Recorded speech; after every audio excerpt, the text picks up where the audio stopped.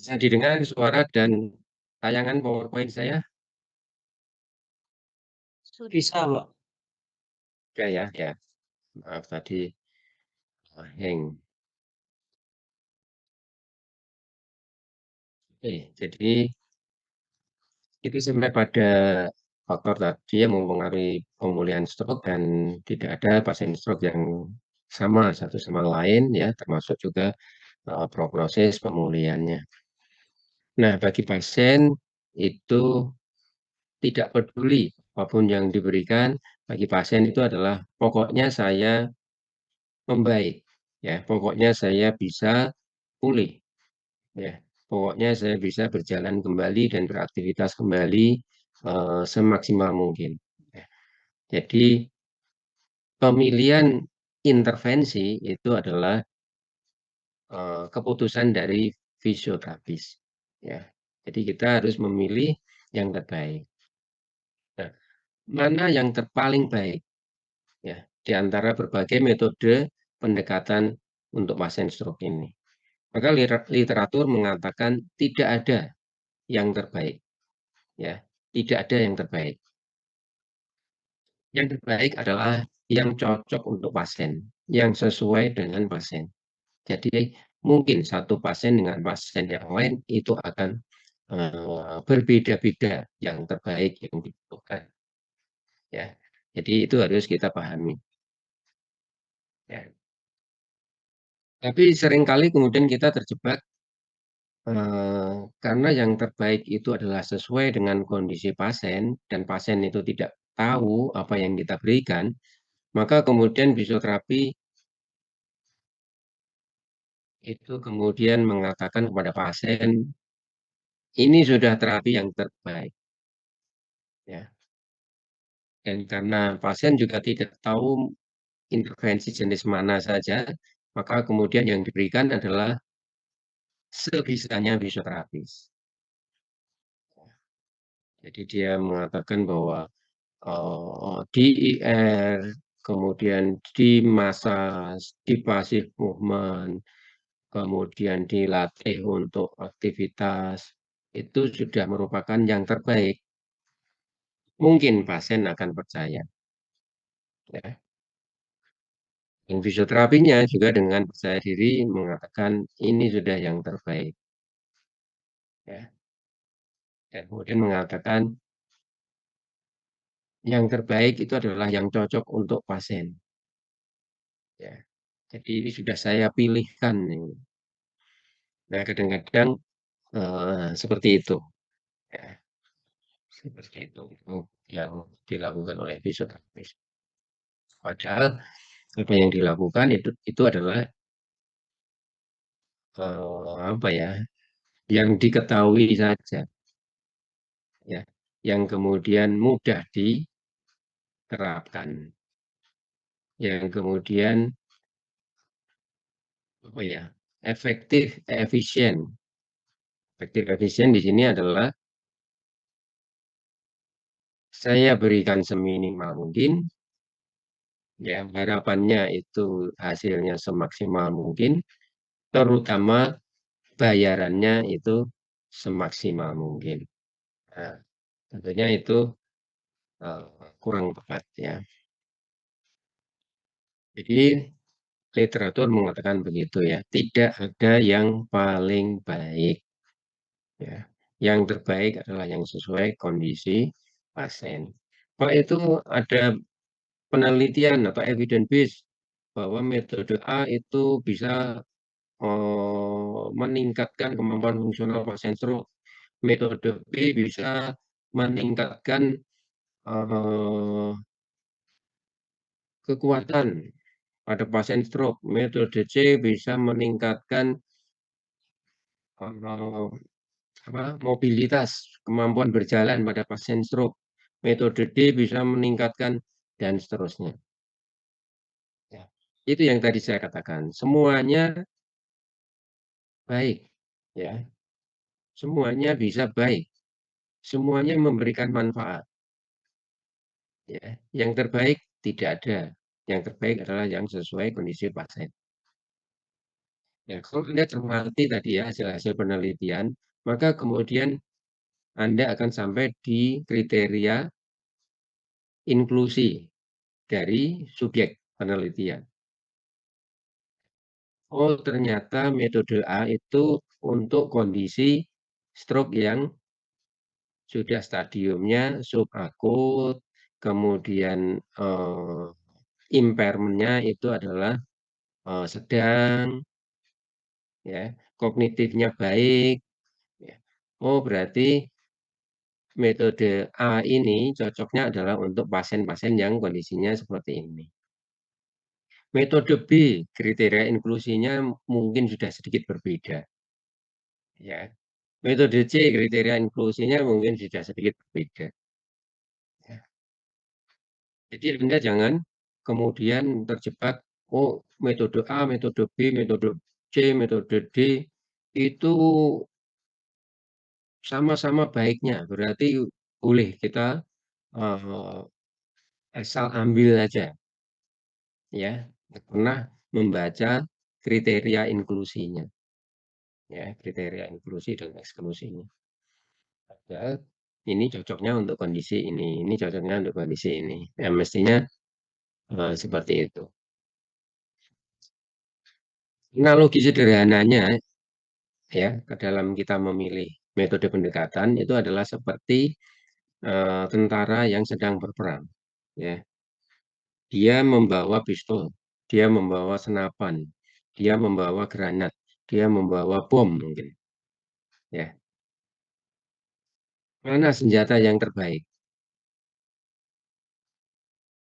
Yang terbaik adalah yang sesuai dengan medan perang, ya kan. Ini musuhnya hanya satu, terus kemudian musuhnya itu dekat dengan dia, kalau dia kemudian pakai bom, ya maka yang mati musuhnya dan dia sendiri. Biaya untuk membuat bom dan biaya pistol jauh lebih besar dari, biaya bom lebih besar. Sehingga pemakaian bom ini tidak efektif. Padahal bom itu bisa dikatakan senjata sapu jagat, ya semua musuh bisa dihabisi dengan bom, ya. Jadi kalau musuhnya hanya satu dekat dengan dia, ya pakainya pistol. Musuhnya banyak tersebar, mungkin dia pakai senapan.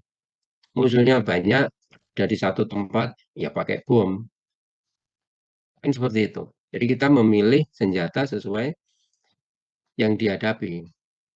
Nah, begitu juga kita menangani pasien stroke juga demikian. Oh, jadi kita harus membekali dengan semua metode pendekatan, Pak, ya? Iya iya, tidak ada, Pak, itu metode pendekatan yang sapu jagat, yang kemudian baik untuk semua pasien stroke. Ya, nggak ada, ya, nggak ada.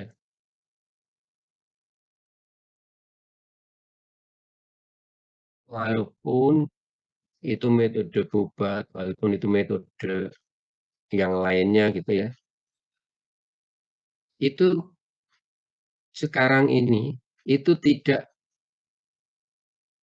bisa, apa ya, berdiri sendiri. Suatu saat kita mengatakan kita memakai metode Bobat, tapi kok kemudian latihannya itu memanfaatkan, cermin misalnya.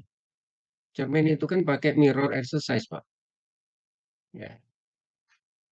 Itu sudah berbeda lagi.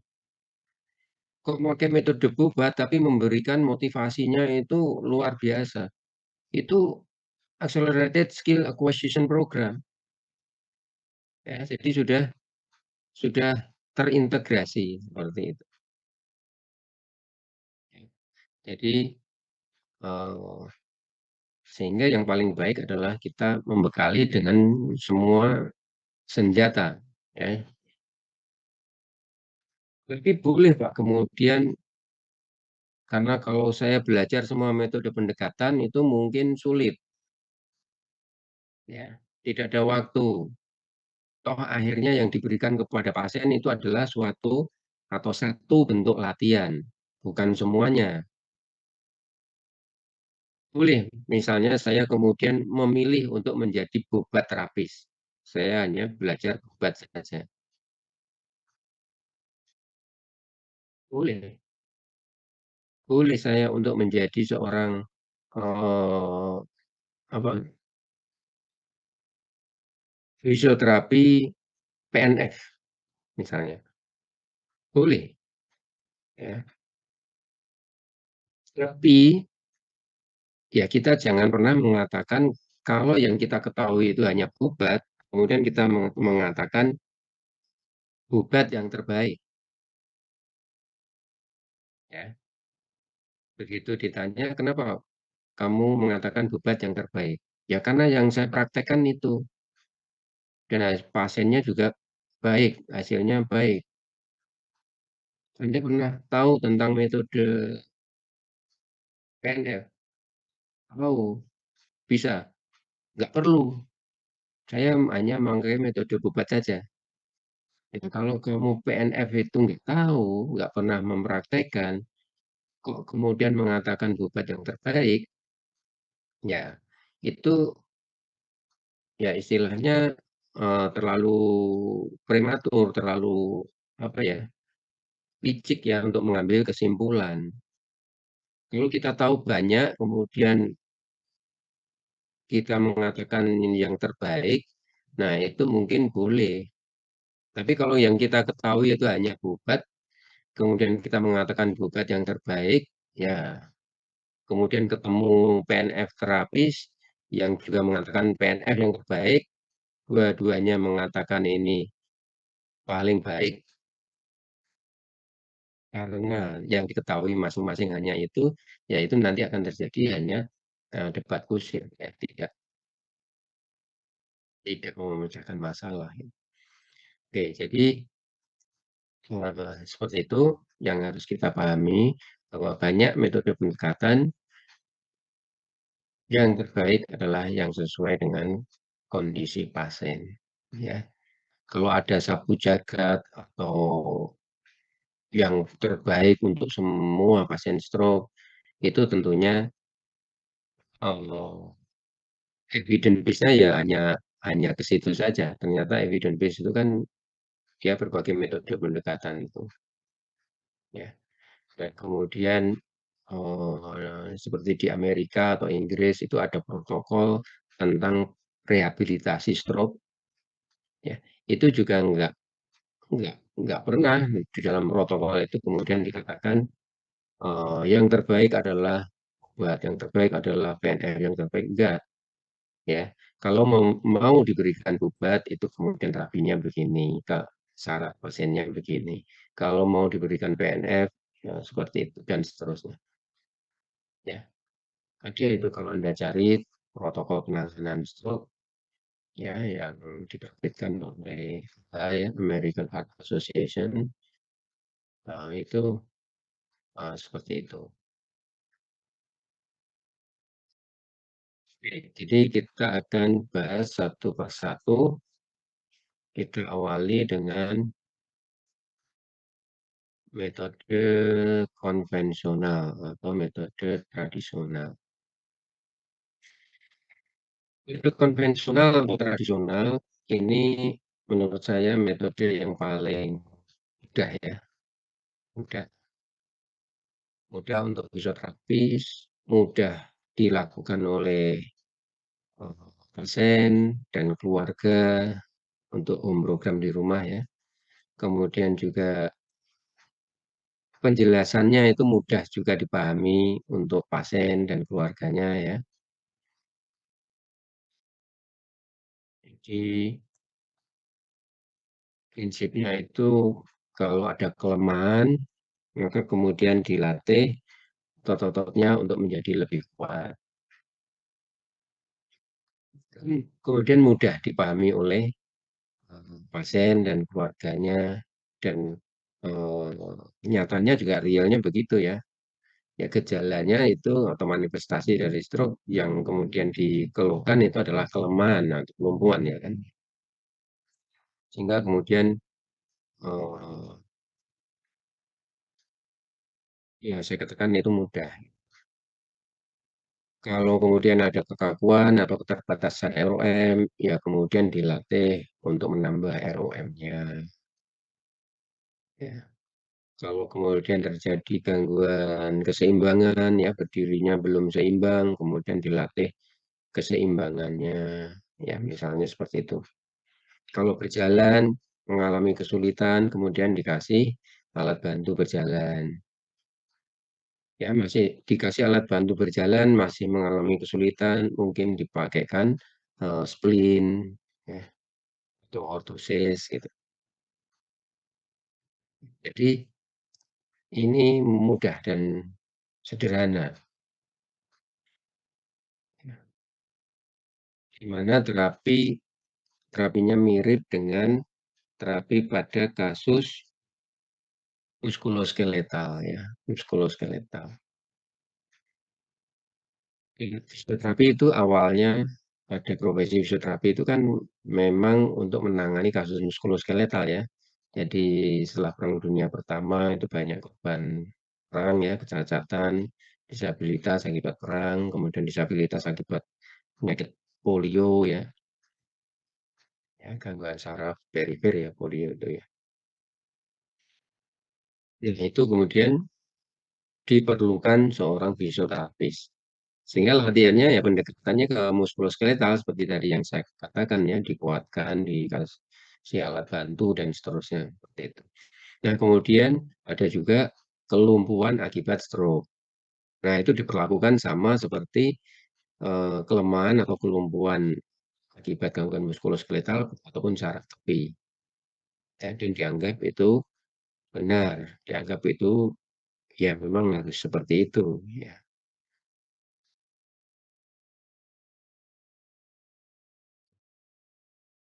Nah, pendekatan muskuloskeletal ini sempat dianggap salah, ya karena, eee, pemikiran bahwa pasien stroke itu kelainannya tidak di ototnya, tidak di saraf tepinya, tapi di otaknya. Sehingga terapinya mestinya ya berbeda, bukan, sama seperti kasus-kasus disabilitas, akibat muskuloskeletal, gangguan muskuloskeletal ya. Nah, jadi tahun tahun 70-an akhir 80-an sampai 90-an, itu pendekatan tradisional dianggap salah, gitu ya. Tapi kemudian saat ini pendekatan tradisional atau konvensional atau pendekatan muskuloskeletal itu dibetulkan, dibenarkan lagi, ya, dibenarkan lagi. Jadi bisa digunakan, ya. Tentunya dengan, clinical reasoning yang berbeda, ya. Clinical reasoning yang logis. Ya, misalnya bahwa walaupun kelainan di otak, tapi kan akibatnya lumpuh. Memang kelumpuhan itu awalnya kelainan di otak, tapi seiring dengan berjalannya waktu, otot itu kan akan menjadi disuse, tidak digunakan, sehingga ototnya akan, lemah, ya ototnya akan lemah, atrofi gitu ya. Sehingga kemudian betul, kalau kondisinya seperti itu ya pendekatan muskuloskeletal ya tetap bisa dipakai, ya. Apalagi kemudian gejalanya keluar pasien, ya, dia inginnya ya dikuatkan kembali, ya. Dan secara evidence base, pendekatan muskuloskeletal itu evidence base-nya paling banyak menurut saya. Coba Anda cari di jurnal-jurnal nanti yang arahnya pendekatan muskuloskeletal itu kan, malah lebih banyak. Kenapa? Karena kemudian terapinya itu gampang dan juga gampang dibuat sama untuk, pasien-pasien stroke ini. Coba Misalnya kita mau meneliti bubat. Bubat itu sifatnya individual, tiap pasien itu beda-beda terapinya, ya. Sehingga untuk me apa ya, membuat standar terapi bubat itu menjadi sulit. Nah, kalau sulit kan gimana kita mau melakukan penelitian kalau intervensinya, berbeda-beda. Tapi untuk pendekatan muskuloskeletal kan lebih gampang. Misalnya itu ya, functional strength training pada pasien subakut stroke, ya. Intervensinya hanya gampang, latihan duduk ke berdiri, ya, dengan dosis yang sudah ditentukan. Apakah bisa, eee, memperbaiki, kemampuan aktivitas fungsionalnya. Gampang duduk berdiri diulang-ulang seperti itu, ya. Standar dosisnya juga bisa kita buat gitu. Jadi pendekatan muskuloskeletal saat ini itu diterima kembali tapi dengan clinical reasoning yang diperbarui dan didukung evidence, base yang, memadai. Jadi boleh ya kita menggunakan pendekatan muskuloskeletal ini. Dan saya katakan tadi paling gampang untuk fisioterapis, untuk pasien, untuk keluarga pasien, ya, clinical reasoning ataupun apa, penjelasan yang sederhana, pasien juga mudah untuk memahaminya.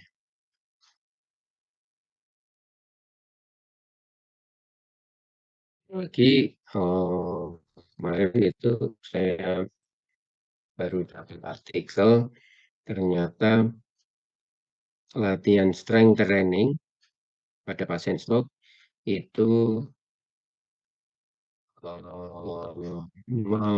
mempercepat ya timbulnya, eee, apa ya, suatu marker ya, marker penanda di otak yang menunjukkan bahwa otak itu sedang mengalami, eee, perbaikan. Jadi ada marker namanya agak lupa ya, BDNR atau apa itu ya. Jadi kalau markernya itu kemudian tinggi, itu artinya, terjadi pemulihan otak yang yang semakin tinggi markernya, semakin tinggi pemulihannya. Nah, itu ternyata marker itu dengan strength training itu menjadi lebih tinggi, ya, lebih tinggi. Jadi strength training itu ternyata tidak hanya bermanfaat untuk meningkatkan kekuatan otot di perifer saja, tapi juga dia memberikan stimulasi sampai ke otak untuk otak, mengadakan perbaikan ternyata. Ya, sehingga kemudian ya pendekatan muskuloskeletal ini menjadi populer populer kembali.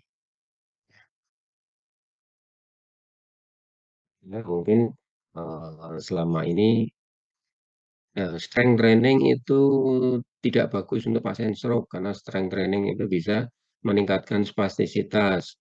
Yang dibutuhkan untuk pasien stroke itu bukan kekuatan, tapi gerakan yang terkoordinasi, gerakan yang seimbang, nah seperti itu dulu, baru kemudian kekuatan itu nanti akan menyusul. Tapi ternyata, ada penelitian yang seperti itu ya, jadi strength training. Tapi baca secara lengkap ya nanti strength training ini diberikan pada stadium apa, ya, kemudian bentuk latihannya seperti apa, kemudian pasien stroke kriterianya yang apa ya, sehingga kemudian kita juga tidak terburu-buru, karena ada penelitian seperti itu berarti semua pasien diberikan strength training, ya nanti bisa bisa salah juga. Jadi seperti yang kemarin dalam kuliah statistik, itu saya katakan, kalau Anda membaca jurnal, jangan dibaca kesimpulannya saja, ya, sampai pada abstraknya. Nggak cukup, harus dibaca secara lengkap. Ya, kemudian kita tahu seperti itu.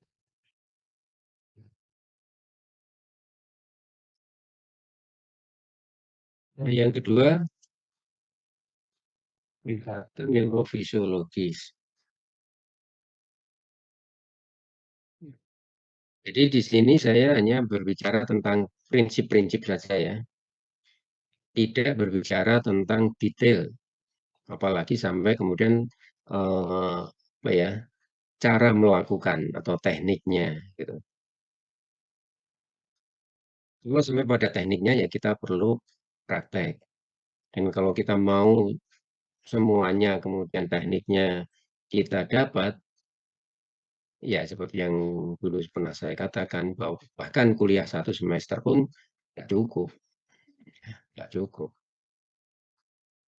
Sehingga yang terjadi biasanya adalah di saat kuliah itu mahasiswa dibekali untuk tahu prinsip-prinsipnya dan kemudian eh, bisa mengambil prinsip-prinsip itu jadi satu pendekatan yang sifatnya adalah multi intervensi yang dikombinasikan. Sedangkan untuk mahir di tiap-tiap pendekatan itu adalah post study. Artinya setelah Anda lulus, kemudian di situ ada workshop atau pelatihan tentang obat, workshop atau pelatihan tentang PNF. Nah, di situ kemudian eh, Anda mendapatkan materi khusus ya, yang spesifik di situ. Jadi walaupun kita hanya berbicara prinsip-prinsipnya, tapi kalau kemudian Anda kreatif, Anda juga kemudian bisa apa ya, mengambil itu dan kemudian menerapkan.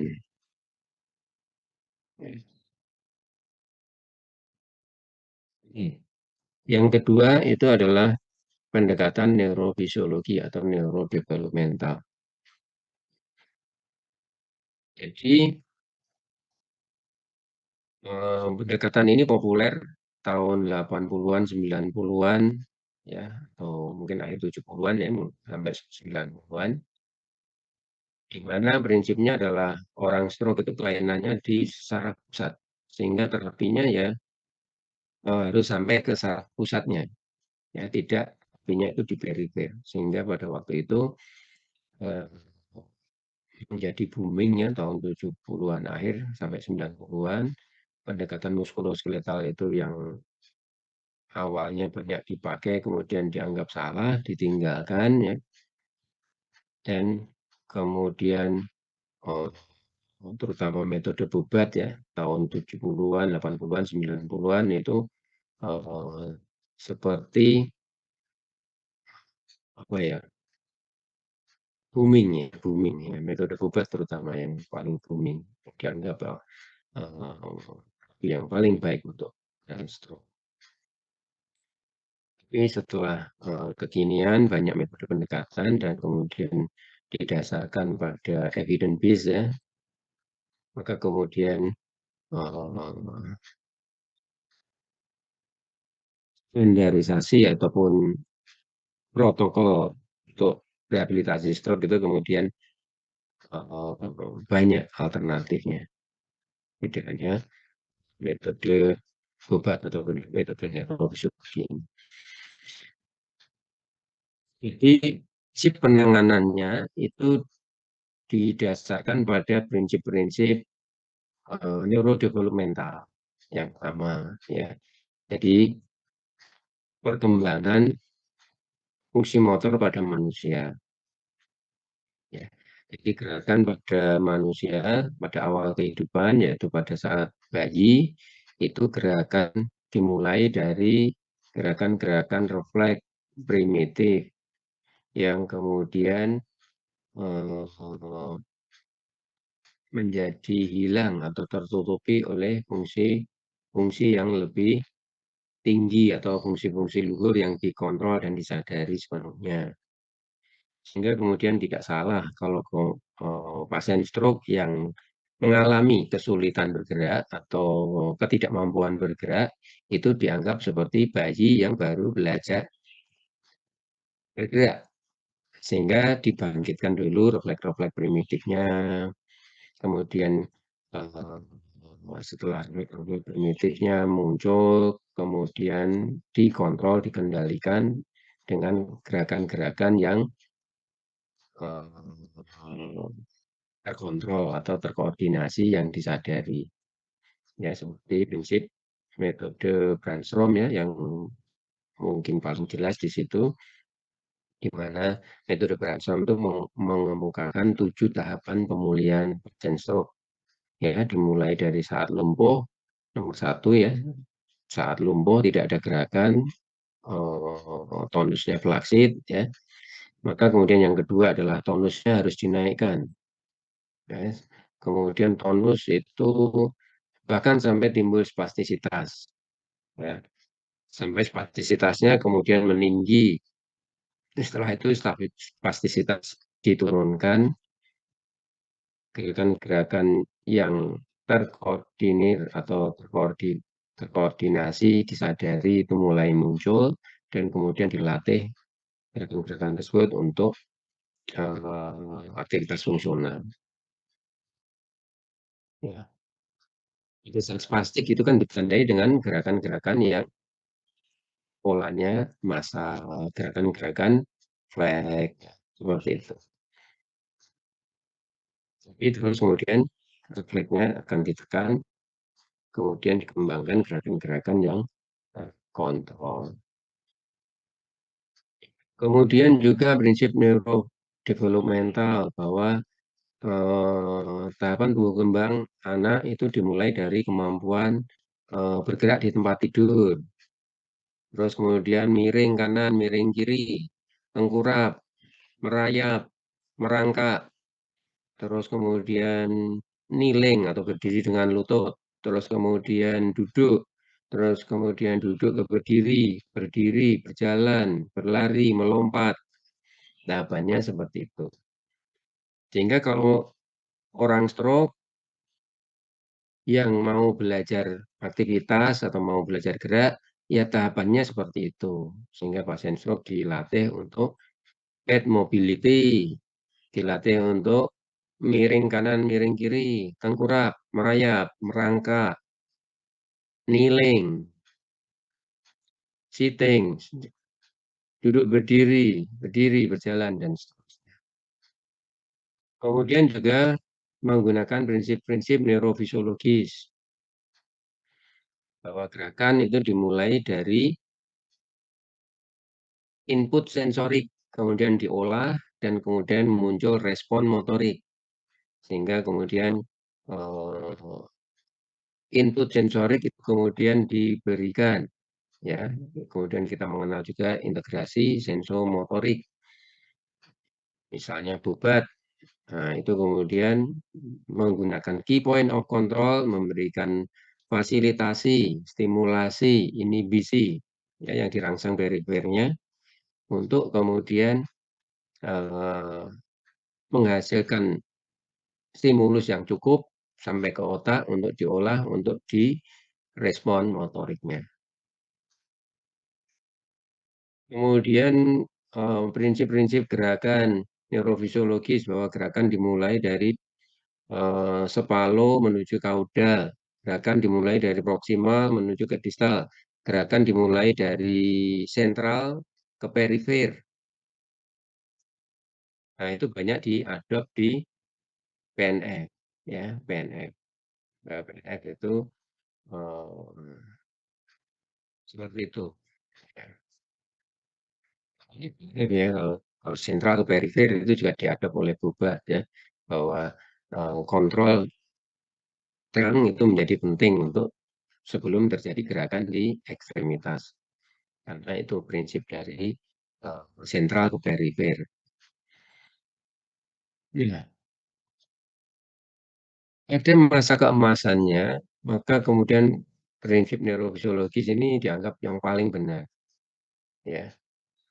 Ini penjelasannya logis.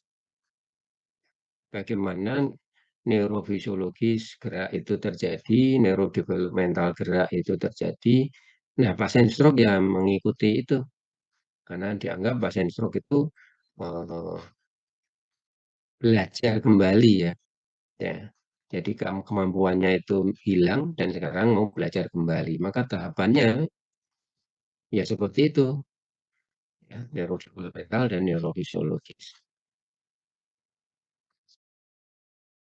Ini metode pendekatan yang menganut prinsip ini banyak ya, seperti tadi sudah saya sebut-sebut ada Branscombe, obat, PNF, ya, yang paling populer adalah obat. Kemudian yang tidak terlalu berkembang itu metode Root, metode Johnston. Ya. Kemudian yang paling baru itu ada DNS, ya, Dynamic Neuromuscular Stability. Ya, metode-metode ini itu sekarang masih tetap eksis, tetapi sama seperti metode muskuloskeletal tadi, clinical reasoning-nya juga sudah bergeser. Ya. Jadi PNF ataupun Bukat terutama ya, terutama Bukat ini yang paling jelas statementnya bahwa ini adalah unfinished approach, ya, unfinished approach to stroke. Jadi merupakan metode pendekatan yang tidak pernah berakhir. Jadi artinya apa? Dia akan terus berubah ya seiring dengan eh, perkembangan pemahaman tentang neurofisiologis dan neurodevelopmental. Apa yang terjadi dengan obat saat ini itu sudah ada perbedaan, bukan berbeda total, enggak ya. Ada perbedaan dengan obat sebelumnya. Begitu juga PNF ya, gerakannya masih sama. PNF itu ya seperti itu, tapi kemudian dikembangkan bahwa eh, pasien stroke ya bisa menggunakan PNF. Ya, PNF kan awalnya dulu untuk kondisi-kondisi muskuloskeletal dan saraf lesi saraf tepi ya. PNF bisa dipakai untuk memfasilitasi pola berjalan yang baik, ya. PNF juga bisa dipakai untuk menghasilkan gerakan yang baik pada ekstremitas atas. Gitu ya. Jadi sudah berkembang seperti itu. Tidak kemudian PNF itu punya gerakan pola seperti itu dengan teknik seperti ini tidak ya, tapi kemudian sudah uh, fleksibel.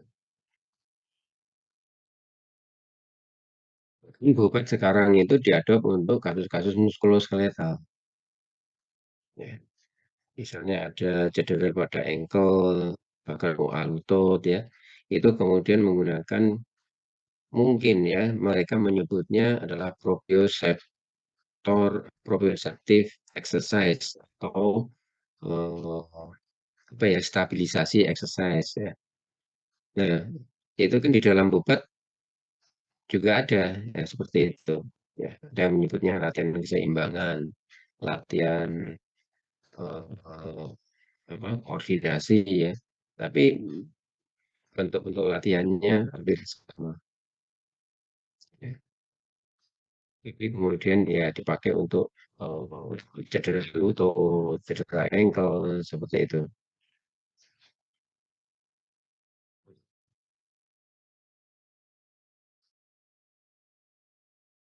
Berarti ini banyak ya.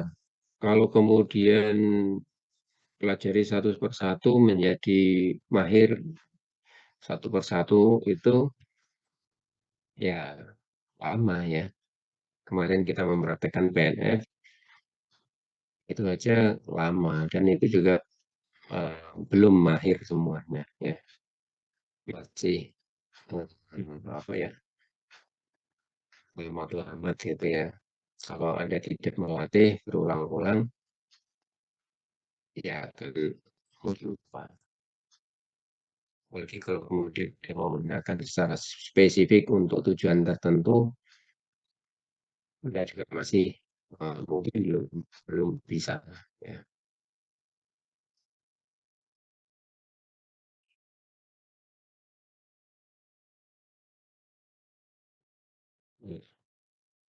Yang berikutnya lagi,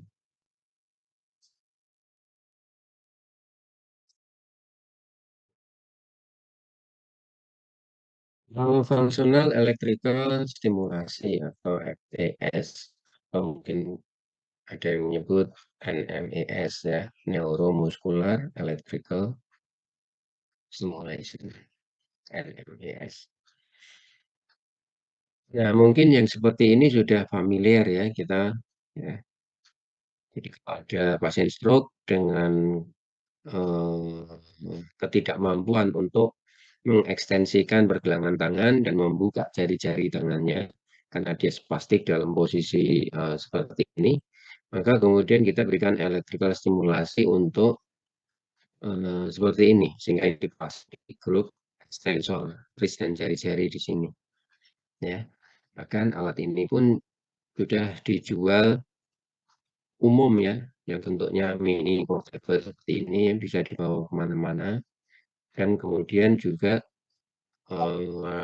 penggunaannya simpel sehingga di sini tidak perlu fisioterapis, tapi pasiennya sendiri bisa mengaplikasikannya. Ya, seperti ini. Itu seperti ini. Itu mungkin seperti ini. Ini untuk kaki pada penderita stroke yang uh, biasanya itu spastik ataupun kontraktur ke arah plantar fleksi inversi. Nah, ini kemudian distimulasi untuk terjadi gerakan dorsal fleksi dengan di sini atau di sini. Ya, tapi kita memilih. Nah, yang lebih baru sekarang itu adalah tidak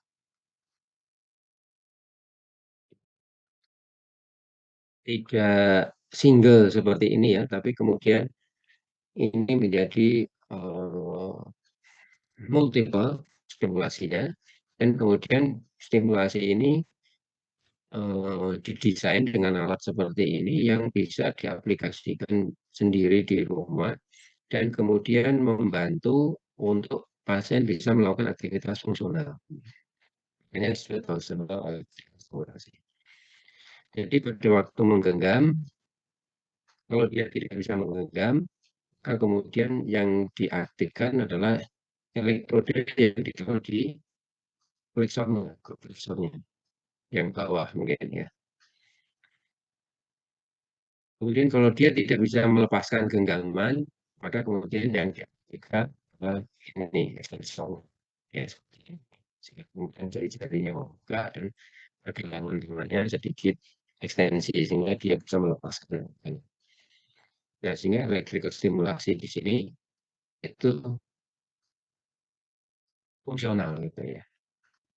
Itu kemudian uh, dipakai dalam situasi kritis ya seperti ini ya.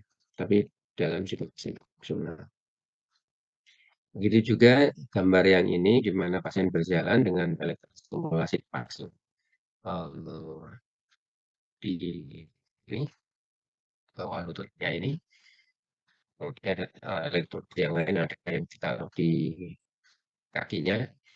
Nah ini kemudian pada waktu dia melangkah, kemudian mengaktifkan dorsal flexornya untuk kontraksi. Tapi begitu dia menyentuh lantai, tumitnya menyentuh lantai, maka kemudian oh, stimulasi ke arah dorsal fleksinya itu menjadi off, sehingga pasiennya kemudian bisa heel strike, kemudian mid stand.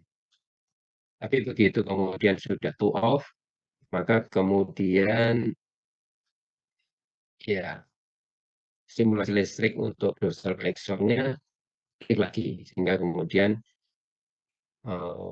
heel off, two off, kemudian disertai fase akselerasi, ya itu posisinya adalah dorsal fleksi pada ankle-nya. Ya. Jadi fungsional untuk membantu berjalan. Jadi ini teknologi ya, teknologi yang kemudian membantu membantu untuk apa ya, mengoptimalkan latihan dan apa ya, memungkinkan pasien untuk melakukan aktivitas fungsional. Jadi alat ini mestinya hanya membantu saja gitu ya. Intinya tetap pasiennya ya harus latihan. Ya. Alat ini membantu atau mempermudah saja. Ya, kemudian alat ini serta-merta memulihkan kemampuan geraknya. Tentunya tidak ya. Ini yang Anda ketahui, efek dari electrical stimulasi itu kan mencegah atrofi, ya utamanya mencegah atrofi. Mendidik pola gerakan itu kalau kemudian gerakan yang terjadi dilihat, dirasakan, dicoba mengikuti gerakannya oleh pasien. Jadi latihan, ya. Jadi alat ini tidak kemudian serta-merta sekali lagi memulihkan pasien. Pasiennya bisa pulih dengan latihan.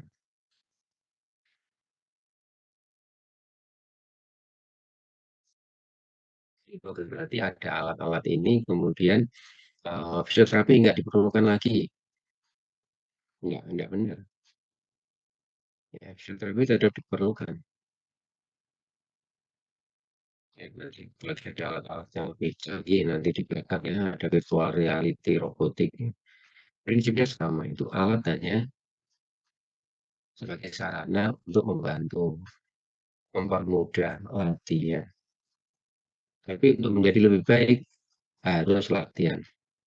Latihannya itu yang membuat pasien menjadi lebih baik. Nah, yang tahu latihan, gerakan yang benar, ya itu adalah fisioterapis.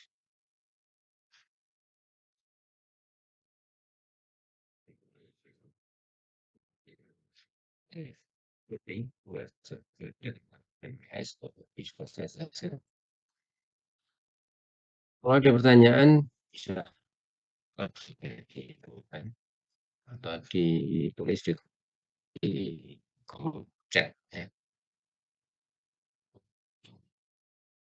Nah, yang berikutnya lagi motor learning ya. Motor learning.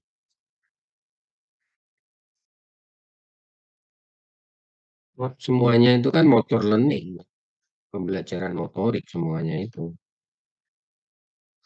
Ya, kalau diwadahi besarnya ya mungkin mungkin bisa dikatakan seperti itu. Tapi kadang-kadang yang mau diwadahi itu nggak mau. Misalnya bobat dimasukkan sebagai bagian dari motor learning. Eh, nggak mau bobat terapisnya. Dia maunya bobat itu yang muncul sebagai suatu metode pendekatan tersendiri. Tapi kalau kita pikir-pikir, ya semua apa, pelatihan atau suatu semua latihan yang membuat motoriknya itu membaik ya motor learning. Tapi kemudian motor learning itu dibatasi hanya metodenya itu top down ya, top down. Artinya gerakan itu dikontrol secara sadar dari otak. Jadi kognitifnya harus baik ya, motor learning itu kognitifnya harus baik. Sehingga latihan itu benar-benar atas kesadaran dari pasiennya. Kan tidak top down, Bobat itu bisa bottom up, ya bottom up. Jadi untuk menghasilkan gerakan itu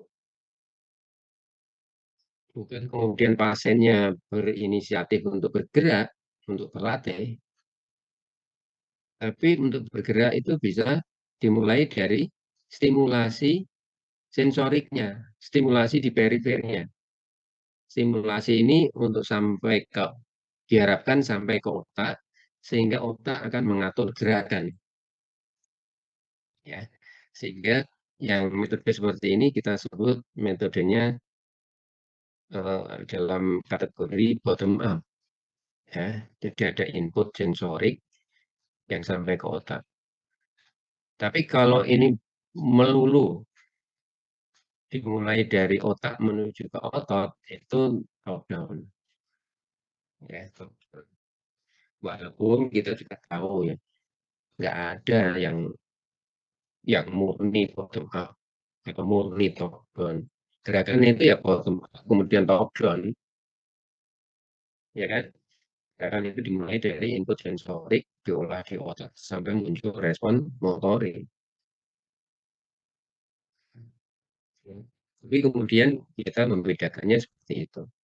Sehingga kalau pasien itu kognitifnya terganggu, ya misalnya pasiennya itu apa ya, kognitifnya terganggu itu bisa macam-macam ya, mungkin mengalami gangguan memori, mungkin kemudian depresi, mungkin neglek dan sebagainya ya. Dimana kalau kita suruh bergerak itu dia sulit memahami perintah, ya. Maka kemudian kita harus melakukan pendekatannya bottom up, ya. Jadi stimulasi di periphery, ya. Bukan memungkinkan dengan tangan yang benar atau key point of control, dengan hanya kita pegang kemudian kita berikan stimulasi ataupun fasilitasi atau inhibisi, maka kemudian tanpa kita minta pasien itu kemudian sudah akan merespon, ya seperti yang kemarin kita praktekkan. Misalnya kita fasilitasi di pelviknya untuk tegak, ya kita gerakkan seperti ini, tubuhnya akan tegak dengan sendirinya tanpa kita perintah, tanpa pasien secara sadar merintahkan dirinya untuk menegakkan badannya. Nah itu terapi yang seperti itu adalah bottom up. Ya seperti kita menginhibisi ya, memberikan tepukan-tepukan, kemudian usapan dan seterusnya, itu juga seperti itu. Ya. Dan kalau yang motor learning ini itu syaratnya kognitifnya harus baik. Jadi latihan itu atas kesadaran dari pasien. Dan yang benar untuk berlatih mendapatkan keterampilan motorik itu ya harus seperti itu. Ya. Sama seperti orang normal ingin kemudian belajar badminton, ingin belajar sepak bola, ingin belajar aktivitas motorik yang lainnya. Itu ya top down. Jadi dia bisa berpikir bahwa saya harus berlatih untuk menjadi atlet, latihannya harus seperti ini. Wah, itu atas kesadaran sepenuhnya. Iya, seperti itulah prinsip motor learning. Jadi atas kesadaran pasien dia memang berlatih. Ya, kalau dalam realnya kan bisa kita kombinasi, Pak. Suatu saat dibutuhkan ya kita suatu saat pasiennya bisa mampu memahami gerak ya kemudian down, ya, ya seperti itu. Pendekatan yang berdasarkan pada motor learning itu adalah MRP, task oriented training, constant invisible therapy, accelerated skill acquisition. Itu kan istilah besarnya. Oriented training itu nanti masih ada sub-subnya lagi. Karena ini juga oriented training ini masih ke arah prinsip yang umum juga. Ya, berarti banyak Pak ya, metode pendekatannya. Iya banyak. Tapi kan sebetulnya seperti yang saya sampaikan pada waktu praktek, gerakan pada manusia itu ya hanya begitu-begitu aja ya. Ya begitu-begitu aja. Kok bisa? Metodenya banyak sekali Pak. Padahal gerakan manusia itu ya hanya begitu-begitu saja. Nah, yang membedakan itu adalah clinical reasoning-nya. Ada bagian spesifik yang mungkin kecil, ya, bagian kecil yang kemudian ditonjolkan. Sehingga kemudian dinamai berbeda. Dan banyak gerakan latihan dalam berbagai metode pendekatan itu yang saling overlapping. Oh, di Bubat juga ada kayak gini, di MRT juga ada. Oh, ini CIMT juga ada seperti ini. Bisa saja terjadi begitu. Tapi ada bagian kecil yang kemudian ditonjolkan dan menjadi ciri khas dari berbagai metode pendekatan ini. Mungkin bisa seperti itu. Ya, overlapping-nya banyak. Untuk berdiri, semua metode pendekatan ada latihan duduk berdiri. Tapi kemudian akan berbeda-beda. Misalnya, duduk berdiri pada PNF. Nah, itu kemudian berbeda. Di mana kita akan memberikan eh, stretch stimulus ya pada pelviknya untuk kemudian terjadi gerakan eh, anterior ya, anterior supresi dalam duduk berdiri. Dulu berdiri dengan metode Bobat. Ada ya, berdiri dengan metode Bobat ya, yang dilakukan dengan eh, mungkin ya fasilitasi, diberikan fasilitasi pegangan yang kemudian mengarahkan gerakan sambil kemudian mungkin tangannya yang terjadi spastik kemudian diinhibisi waktu duduk berdiri. Jadi kemudian tangannya flash hand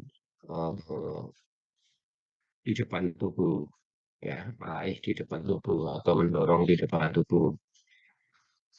Kemudian duduk berdiri dengan metode MRP, maka kemudian dilatih komponennya dulu. Ya, misalnya angkat pantatnya, turun. Angkat pantatnya lagi sedikit, turun. Melatih komponen. Jadi ada sedikit ciri khasnya yang kemudian, oh ini prinsip MLP, oh ini prinsip PNF, oh ini prinsip Bobat. Nah, seperti itu. Kalau kemudian oh, satu latihan kecil tersebut kemudian kita bahas secara mendetail menurut Bobat, menurut PNF, menurut nah, itu nanti ya. Jadi satu semester nggak cukup kemudian untuk belajar. Nah, sehingga dalam prakteknya ya saya mengkombinasikannya, mengkombinasikan.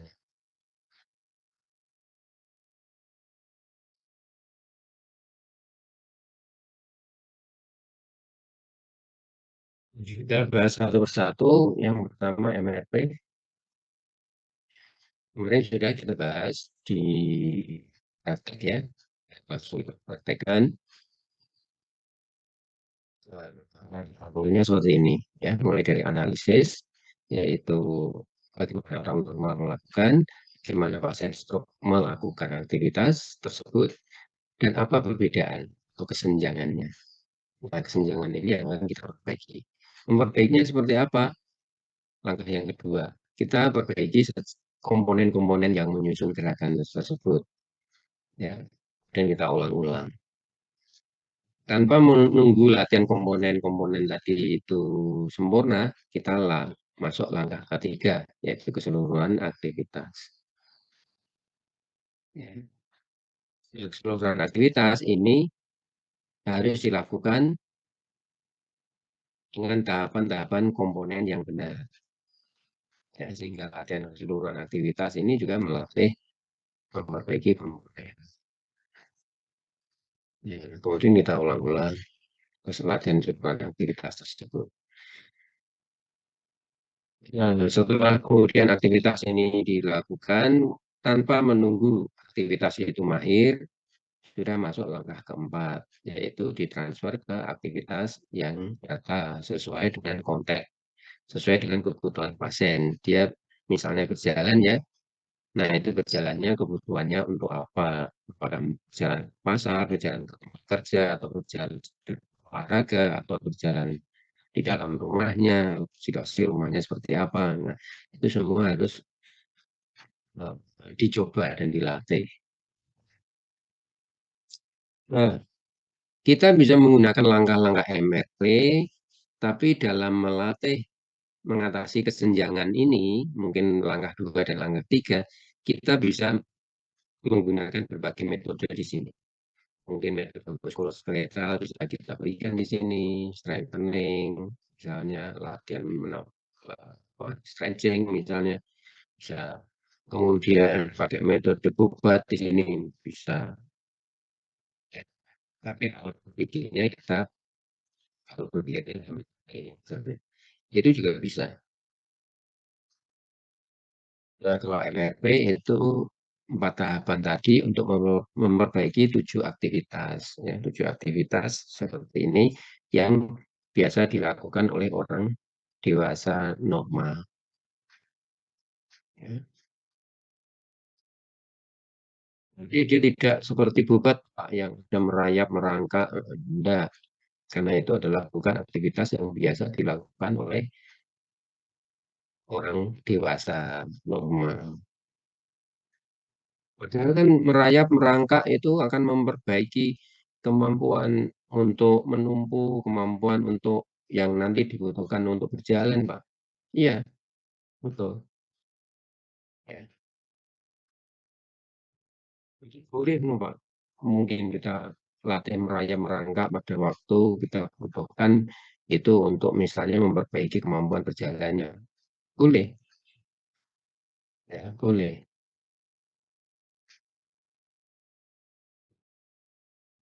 Tapi kemudian di MRP memang tidak ada ya aktivitas merayap, merangkak seperti itu. Alasannya itu tadi, itu bukan aktivitas yang biasa dilakukan oleh orang-orang dewasa yang normal. Dan kemudian kita juga nggak pernah melakukan itu untuk melatih lari kita misalnya. Wah, saya berlarinya nggak bagus nganunya, polanya. Ini sebenarnya lebih bagus kalau kemudian saya melatihnya dengan kneeling. Ya, begitu kneeling saya bagus, nanti diri saya akan bagus dan saya akan bisa berlari dengan pola yang bagus. Mungkin, mungkin bisa begitu. Tapi kemudian yang MRP itu mengatakan, loh, berlari yang bagus, ya latihannya ya berlari. Ya, latihannya ya berlari. Buang waktu kalau untuk memperbaiki berlari itu kemudian harus merayap merangkak latihannya. Ya. Jadi itu alasan yang kedua ya, selain alasan bahwa aktivitas itu jarang dilakukan oleh orang dewasa yang sehat atau yang normal. Jadi dua-duanya bisa betul. Ya. Jadi saya tidak menyalahkan pasien stroke yang diberi latihan merayap, merangkak. Ya. Apalagi kalau kemudian dia mengatakan saya mengadop di sini adalah prinsip neurodevelopmental. Ya, silakan.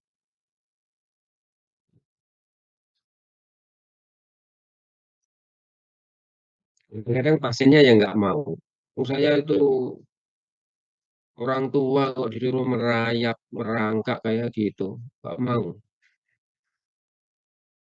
Mendingan saya kalau mau dilatih ya latihan berdiri kemudian berjalan," misalnya gitu. Ya kalau kemudian kita tidak paham tentang berbagai metode pendekatan, nah begitu kita ditolak oleh pasien, oh, kita nggak mau ngalah.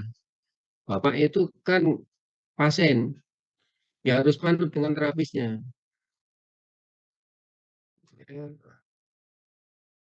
Ya, ya kalau kita tahu metode yang lain, oh iya nggak harus pakai merayap dan merangkak juga nggak apa-apa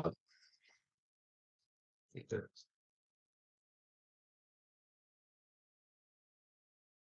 Oke. Yang berikutnya, class oriented training. Ya, jadi latihan yang berorientasi pada tugas atau aktivitas yang bertujuan ya, tugas. Itu melihat namanya class oriented training ini kan berarti lebih banyak pada ekstremitas atas. Ya, dan kalau itu pada ekstremitas atas, itu pada suatu tugas atau aktivitas yang bertujuan, itu mestinya ya OT Pak ya, yang lebih banyak memakai. Ya, mungkin betul. Ya, kalau Anda lihat di OT, Course Oriented Training ini porsinya besar. Ya kemarin sudah saya sampaikan ya bahwa ya kalau kita menangani pasien ya jangan kemudian di dipisah atau diputus-putus ya. Ini fisioterapinya ini yang pakai alat, ini OT-nya yang melatih. Kadang-kadang fisioterapi di lapangan itu begitu ya. Jadi pasien stroke itu IR, ES, itu fisioterapi. Tapi begitu latihan, OT. Kan rumah sakit yang begitu. Sehingga fisioterapinya itu nggak memiliki apa ya, keterampilan untuk melatih pasien. Karena begitu melatih itu kemudian itu OT. Fisioterapi ya, IR, ES, seperti itu. Kalaupun melatih ya latihan berjalan. Latihan eksperimen terbatas, terutama itu miliknya OT. Seperti itu. Nah, tentunya tidak seperti itu. Ya, fisioterapi bisa melakukannya, kenapa tidak? Oke. Apalagi kalau ini pasien yang di klinik kita atau pasien home visit, ya kita harus melakukan semuanya. Ya. Kasihan pasien kalau home visit itu harus mendatangkan fisioterapi sekaligus mendatangkan OT, ya mungkin berat soalnya gitu ya. Nah, itu bisa melakukannya, kenapa tidak? Jadi task oriented training itu adalah jadi ya latihan-latihan yang orientasinya pada aktivitas bertujuan, terutama fungsi ekstremitas atas. Walaupun kemudian juga diperluas tidak hanya fungsi ekstremitas atas, tapi juga ekstremitas bawah seperti berjalan. Ya. Berjalan juga bisa melakukan tas. Ya. Tidak hanya tas itu di ekstremitas atas. Prinsip dari task oriented training itu sangat sangat mendasarkan pada teori plastisitas. Semuanya itu berdasarkan pada teori plastisitas. Tapi task oriented training ini kemudian apa ya, sangat terlihat di situ. Gimana prinsipnya, seperti yang kemarin sudah kita bahas dalam teori plastisitas, untuk membangkitkan plastisitas itu terapinya harus aktif. ya, aktif pasien itu yang beraktivitas sendiri. Terus kemudian harus intensif, kemudian harus progresif, artinya harus meningkat. Ya. Repetition matters, time matters, age matters, ya. Pengulangan, waktu latihan, ya, itu menjadi hal yang penting. Ya. Dan kemudian task oriented training ini seringkali itu disesuaikan dengan konteks kebutuhan. Jadi misalnya pasien ini pekerjaannya apa? Nah, dia untuk bisa kembali bekerja itu fungsi ekstremitas tangannya harus bisa apa lagi? Oh, dia ibu rumah tangga biasanya memasak. Oh, berarti yang dilatihkan dalam task oriented oriented training adalah kegiatan-kegiatan yang banyak terkait dengan aktivitas di dapur misalnya. Oh, ini dia bekerja kantoran yang aktivitas sehari-harinya itu banyak dengan laptop. Ya, nanti task oriented trainingnya ya terkait dengan laptop. Ya, bermain laptop, memegang apa mouse, kemudian keyboard, kemudian mouse itu dalam posisi yang tepat dan seterusnya. Itu adalah task oriented training. Jadi menyiapkan supaya akhirnya pasien itu bisa kembali beraktivitas pada aktivitas sebelum sakit gitu ya.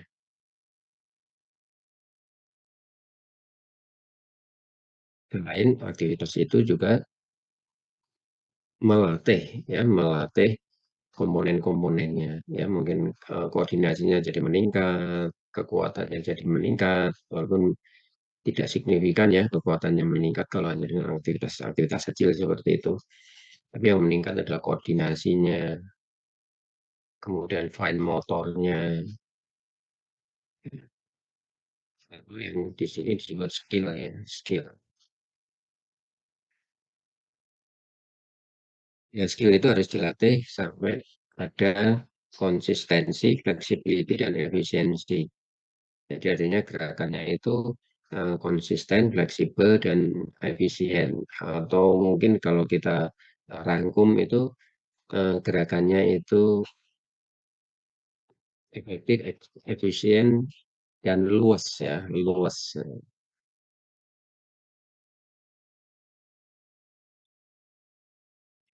Ya, task oriented training ini misalnya Anda melakukan home visit, kunjungan ke rumah, itu bisa barang-barang yang ada di sekitar pasien ya, seperti yang pernah saya sampaikan pada saat praktek ya, itu bisa dimanfaatkan untuk task oriented training. Ya, misalnya kemudian menuju ke dapur, ya, bagaimana memegang pisau, bagaimana mengiris, bagaimana. Nah, banyak latihan bisa bisa kita lakukan di dapur sambil melatih daya tahan duduknya. Kalau itu dilakukan dengan berdiri ya, melatih daya tahan berdiri, keseimbangan berdiri, ya, sambil melatih fungsi ekstremitas atas, kita berikan suatu tas, ya, suatu tas.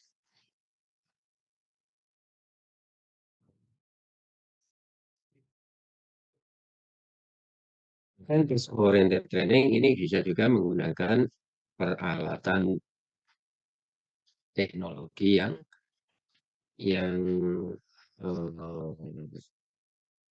ya, dan terkait dengan aktivitas tersebut. Jadi misalnya virtual reality ya, kalau kalau punya, kalau ada.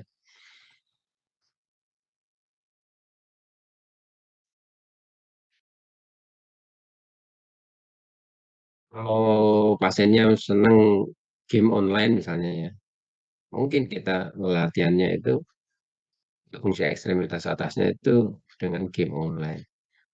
Tapi game online-nya dilakukan dalam posisi duduk yang tegak, keseimbangan yang tegak. Atau kalau sudah sampai pada latihan berdiri dan berjalan, game online-nya dilakukan dalam posisi berdiri. Ya, misalnya seperti itu. Jadi tangannya memegang itu, tapi posisinya berdiri. mungkin berdirinya nanti dimodifikasi, berdirinya kemudian satu kaki mengancat pada pada stul atau dinglek pendek, ya, sehingga kemudian ada perubahan penumpuan. Ya, seperti itu bisa. Jadi kalau kita kreatif itu kemudian kita bisa mendesain banyak aktivitas untuk latihan. Aktivitas oriented training ini mengklaim bahwa latihan-latihan di bawahnya itu masuk dari task oriented training gitu.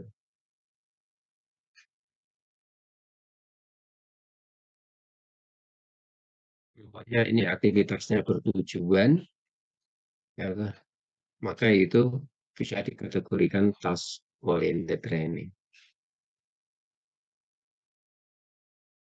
Kalau latihannya ya, ini diangkat, diulang-ulang, itu bukan task oriented training, itu latihan penguatan ya, strengthening. Tapi kalau latihan strengthening tapi bentuknya task oriented training itu misalnya eh, ini ada benda-benda di lantai, nanti diambil, kemudian ditaruh di atas sini. Bendanya, ukurannya, bebannya berbeda-beda, ya, semakin berat, semakin berat. Nah, itu strengthening sekaligus task oriented training.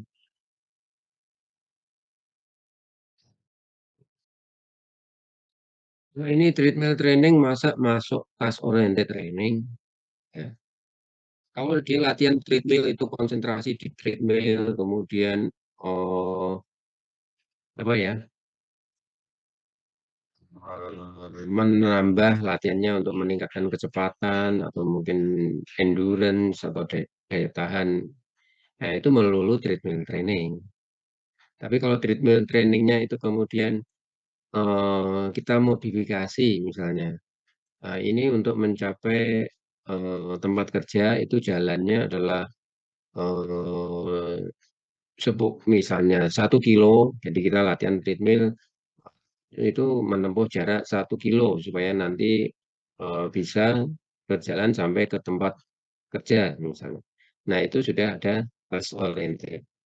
Sehingga treadmill trainingnya bisa dikategorikan treadmill training task oriented.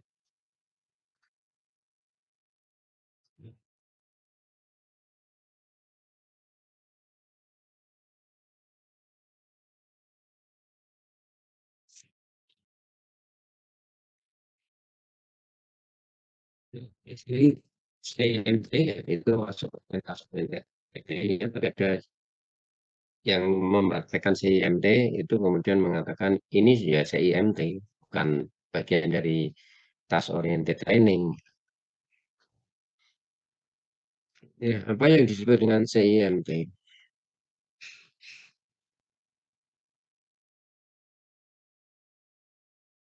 Nah, secara arti katanya itu adalah constraint itu mengekang atau menghambat atau menghentikan constraint-nya. Industri itu memicu atau memacu movement gerak. Jadi terapi yang dilakukan dengan cara menahan atau mengekang untuk memunculkan gerak, ya. Nah, yang dikekang itu adalah sisi yang sehat, untuk memunculkan gerak itu sisi yang sakit, ya. Jangan salah, ya, dikonsep yang sakit, yang untuk memacu gerakan yang sakit juga, Pak. Ya nggak bisa mau dikekang kok, bisa ada gerak. Jadi ini prinsipnya adalah oh, dikekang, ya, pengekangan itu bisa seperti ini. Pokoknya tangannya itu tidak berfungsi, maka kemudian tangan ini ya nggak beraktivitas. Ya, misalnya nggak harus pakai mitela di tali gitu, enggak ya. Apalagi kemudian pakai elastik bindit, ya, seluruh lengannya yang sehat itu dibebat dengan tubuh. Ya. Wah, itu terlalu ekstrim. Cukup seperti ini, ya, pakai sarung tangan yang seperti ini, sehingga kemudian tangannya nggak bisa memegang, menggenggam, ya, nggak bisa berfungsi tangannya. Maka ini sudah nggak digunakan, sudah nggak berguna. Kami prinsip dari lengan itu adalah melayani tangan. Kalau tangannya itu nggak ada, ya lengannya nggak bergerak juga. Tangannya nggak berfungsi seperti ini, sudah cukup. Tidak perlu ditali ya. Nah, setelah dikonstrain itu kemudian ini ya, prinsip CFD, force use. Ya, sisi yang lesi itu kemudian dipaksa untuk melakukan aktivitas. Ya, sudah nggak bisa lagi. Kemudian aktivitas itu dilakukan oleh sisi yang sehat, yang sehat di constraint. Ya. Dan kemudian latihan menggunakan sisi yang lesi tadi itu harus masif. Ya, sehingga prinsipnya itu sederhana sebetulnya, hanya itu. Ya. Dan CIMT itu yang mengembangkan itu malah seorang psikolog ya, bukan fisioterapi. Fisioterapi sudah tahu masalah ini, ya, bahwa untuk membangkitkan plastisitas, maka sisi yang sakit itu harus dilatih. Itu pelan-pelan, dilatih pelan-pelan. Tapi ini terlupa, constraint. Begitu kemudian pasien itu tidak bisa melakukan dengan sisi yang sakit, dia kemudian akan, Pak, ini saya nggak bisa pakai yang sakit ini. Saya pakai ini ya, tangan saya yang sehat ini. Ya, sudah, latihannya gagal. Sekali ini aja, Pak. Nanti saya pakai ininya, yang sakit, yang sakit. Ya gagal. Ya. Jadi kegagalan itu dimulai dari pemakluman yang kecil-kecil seperti itu. Ya, ya sudah, ini boleh sekali dilakukan. Ya. Tapi kalau dengan CIMT nggak bisa. Pokoknya harus di konsisten, harus pakai sisi yang sakit. Ya, mengeluh nggak bisa, mengeluh sulit, nggak peduli. Ya. Karena psikolog ini mengembangkan itu ya berawal dari banyaknya pasien stroke itu yang mengeluh dan frustrasi dengan dirinya sendiri. Ini kok saya nggak sembuh-sembuh ya, tangan saya sisi yang sakit ini. Tapi di sisi yang lain, dia keluhannya seperti itu. Di sisi yang lain, pada saat dia melakukan aktivitas, ya dengan entengnya dia menggunakan tangannya yang sehat. Dan psikolog juga tahu plastisitas ya. Plastisitas itu hanya terjadi kalau dilatih. Tapi pasiennya ini nggak konsisten. Dia mengeluh seperti itu, tapi dia nggak pernah menggunakannya. Wah, ini perlu suatu langkah ekstrim ini supaya pasien mau menggunakan sisi yang sakit. Ya, sisi yang sehat harus diistirahatkan. Jadi prinsipnya seperti itu awalnya. Fisioterapi tahu seperti itu, tapi fisioterapi nggak pernah berpikir secara ekstrim, oh sisi yang sehat harus ditali. Seperti itu. Nah, ini psikolog orang luar ya yang kemudian bisa memandang lebih jernih mungkin ya, sehingga kemudian dia ya sudah gitu aja. Sisi yang sehat dikonserin aja, paksa pakai sisi yang sakit. Nah, kalau dipaksa dipakai berulang-ulang kan plastisitas. Jadi prinsipnya seperti itu. Tapi apakah CIMT cocok untuk semua pasien stroke? Ternyata tidak. Ini kriteria inklusinya kalau mau meneliti CIMT. Kalau pasien stroke nilainya 0, nggak bisa apa-apa. Sisi yang sehat dikonstrain. ya sudah, nggak terjadi aktivitas lagi, gimana mau menggerakkan tangannya aja sedikit aja nggak bisa, masih nol nilainya. Jadi ternyata CIMT itu hanya akan baik, memberikan hasil yang baik kalau mild to moderate impairment. Ya. Jadi ada gerakan, bukan nilainya masih nol. Kalau masih nol gimana, Pak? Ya pakai metodenya Brandstrom atau metodenya Bobat. Stimulasi sampai muncul tonus. Ya. Pakai CIMT nggak bisa.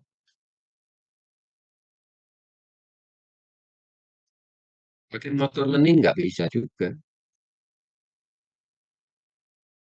Instrumen training nggak bisa. Nilainya masih nol. Oh, kalau begitu yang bagus itu Bobat, Pak, ya. Enggak juga, kalau pasiennya sudah bisa seperti ini dan kemudian kognitifnya bagus, itu metode yang paling bagus adalah metode top down. Jadi pasien itu secara sadar berlatih. Jadi kita eh, seperti itu. Tapi bisa juga Pak ya, yang pasien yang sudah ada gerakan, kemudian latihannya tetap pakai Bobat. Bisa, yang disebut dengan Bobat saat ini itu sudah fleksibel. Jadi latihan aktivitas fungsional itu di Bobat saat ini itu ada. Tidak hanya di point of control, fasilitasi, inhibisi, stimulasi, tidak hanya itu. Termasuk latihan aktivitas fungsional. Ya, kalau begitu ya sudah Pak, cukup Pak. Mulai dari nilai nol sampai mulai ada gerakan, itu semuanya bisa pakai beban. Iya, boleh, boleh. Kayaknya itu cukup kan kalau kemudian fisioterapis mengambil spesialis bebat, saya hanya pakai bebat. Ya silakan, tapi jangan mengatakan bahwa bebat yang terbaik kalau belum pernah mencoba yang lain.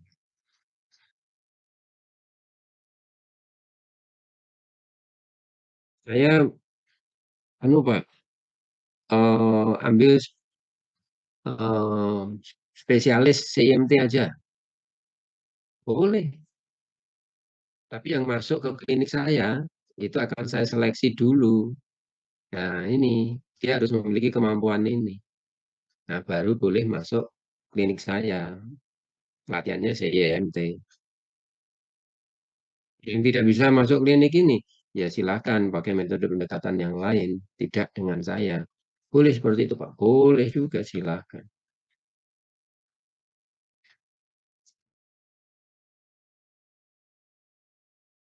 Saya mengkhususkan dengan MRP Pak. Ya silakan juga, sama seperti mesin juga mesinnya enggak. As oriented training saja Pak, latihan dengan aktivitas. Ya silakan aja. Mungkin juga nggak terlalu laku gitu ya. Kenapa Pak? Pasien akan mengatakan, alah latihannya kok gini, disuruh di dapur, disuruh menulis, disuruh ini, disuruh ini. Ya, kalau cuma latihan-latihan seperti ini kan bisa saya lakukan sendiri di rumah. Di home program kan aja cukup. Ngapain datang ke klinik kemudian latihannya di situ disuruh menulis, disuruh menggambar, disuruh. Saya pengen ini latihannya penguatan, tidak sekedar bisa menulis, tidak sekedar bisa. Nah, misalnya begitu, bisa saja terjadi ya seperti itu.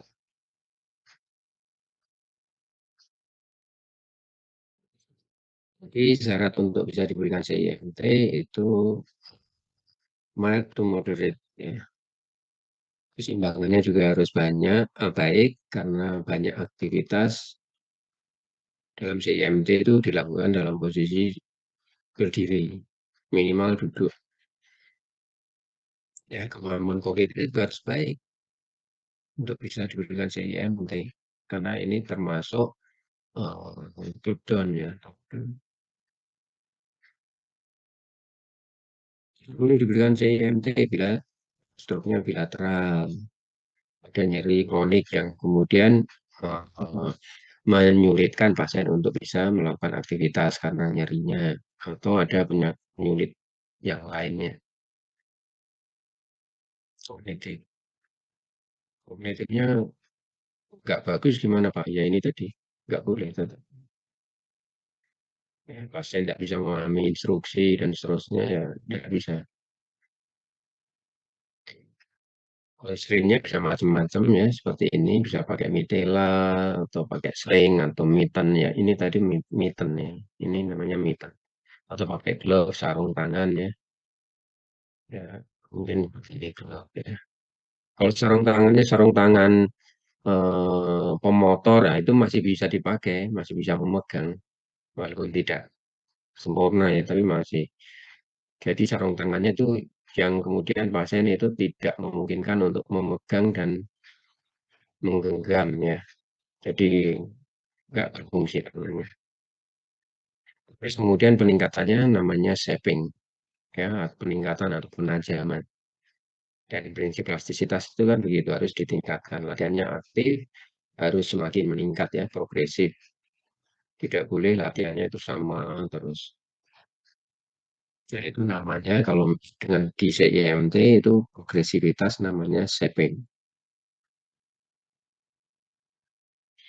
Nah, ini contoh CIMT. Jadi ini di constraint, ya, terus kemudian dipaksa tangannya yang sakit untuk beraktivitas atau latihan. Ini sudah kita lakukan, Pak. Iya, tapi kadang kita tidak pernah mengkonstrain.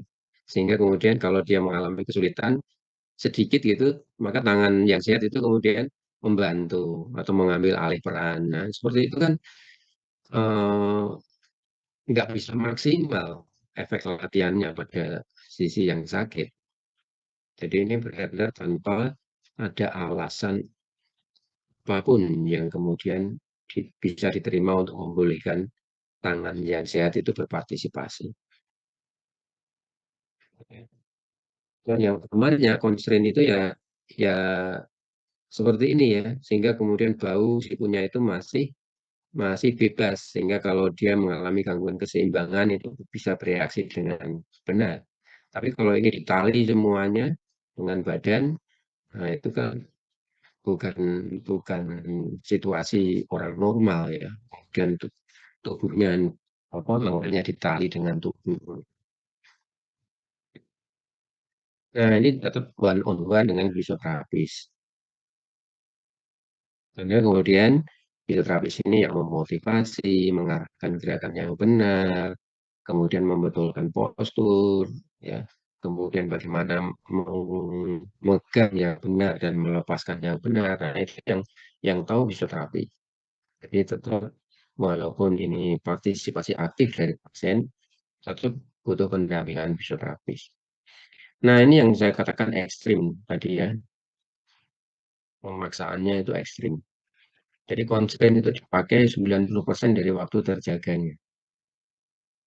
Kalau tidur dilepas, nggak perlu di-constraint kalau tidur. Karena tidur nggak ada aktivitas. Tapi waktu terjaganya 90% itu harus di-constraint. Mungkin dilepas hanya pada saat mandi, ya. Seperti itu. Atau mungkin ya saat diganti constraint-nya atau ya, bersihkan dan seterusnya. Terus kemudian ini latihannya ekstrimnya. Sehari itu 4 sampai 6 jam latihan. Latihannya aktif seperti tadi. Kan kemudian nonton TV, dia duduk dengan tegak itu dikategorikan latihan. Tidak, itu bukan latihan. Jadi ini latihan aktifnya 4 sampai 6 jam. Tapi 24 jam itu harus dalam filosofi latihan. Artinya apa itu tadi? Saat dia tidak latihan, sedang nonton TV, posisi duduknya harus benar, yaitu tegak, ya seimbang kanan dan kiri, kemudian tangannya yang lumpuh itu juga tidak dibiarkan spastik begini, tapi harus ditaruh di meja misalnya. Jadi 24 jam filosofi latihan. Termasuk tidurnya ya Pak. Iya, tidurnya ya harus kita atur. Seperti kemarin ya, tidak boleh tidurnya itu fleksi yang kemudian akan membangkitkan spastisitasnya. Ya. Latihannya 4 sampai 6 jam, 24 jam dalam filosofi latihan, 4 sampai 5 hari dalam seminggu. Jadi tetap ada jedanya ya. Sama seperti tenaga kerja ini harus ada jedanya. Dan ini dilakukan intensif 2 sampai 3 minggu. Nah, ini contoh di klinik khusus CIMT di Amerika ya. Ini dilakukan seperti ini. Jadi dia masuk ke klinik khusus CIMT, mondok di situ, itu 3 minggu. Latihannya seperti ini dosisnya. Nah, ini yang saya katakan bahwa latihan fisioterapi datang setiap hari nggak cukup. Kenapa? Karena pasiennya hanya latihan 1 jam setiap hari dengan fisioterapi. Nggak cukup. Fisioterapi datang setiap hari. Tapi fisioterapi datang seminggu sekali, cukup.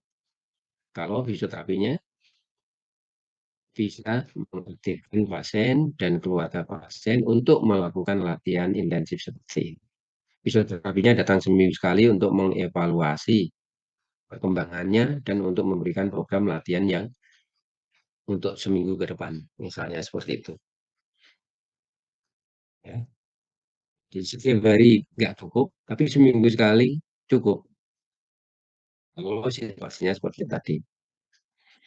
Tapi kalau fisioterapi setiap hari itu disertai dengan home program dan kemudian disiplin dilaksanakan oleh pasiennya, ya itu lebih baik karena kemudian fisioterapi setiap hari bisa memonitor, memberikan latihan. Ya. Tapi kalau pasien fisioterapinya datang tiap hari tapi tidak bisa mengaktifkan pasien dan keluarganya, ya tak cukup. Yang berikutnya,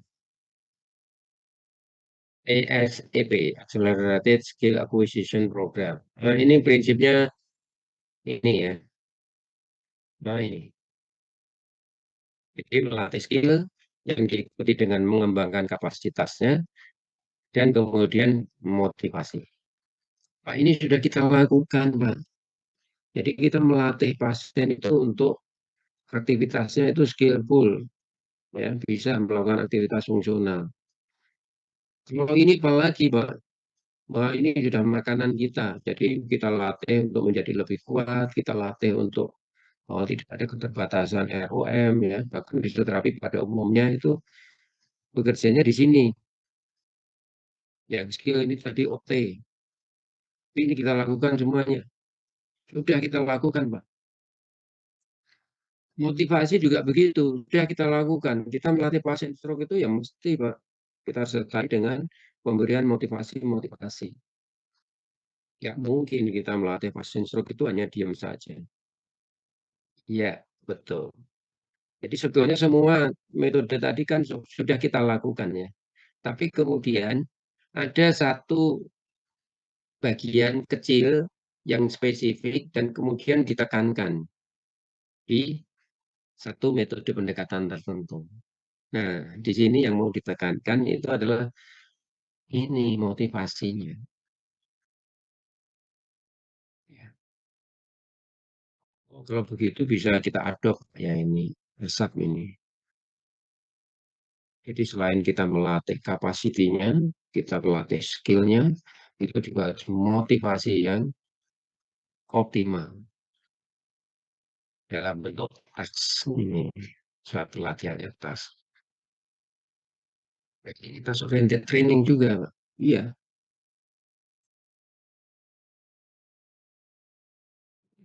Jadi kemudian ini yang membedakan apa?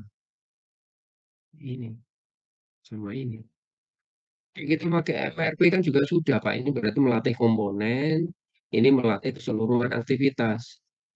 Ini yang belum ada diwadahi di MRP, Pak. Ya, berarti kita pakai MRP terus kemudian motivasinya kita tambahi. Ya, ya mungkin seperti itu. Jadi kita, eee, ya mengadop ya, mengadop berbagai metode pendekatan. Kalau pasiennya bandel, ya dia kemudian sulit untuk disuruh untuk selalu mengaktifkan tangan yang sakit, ya sudah kita adopt CIMT, tangannya yang sehat kita tali, tapi kemudian menalinya tidak se-ekstrim CIMT tadi. Jadi kita juga mengadopt CIMT, mengadopt, usaha ini acquisition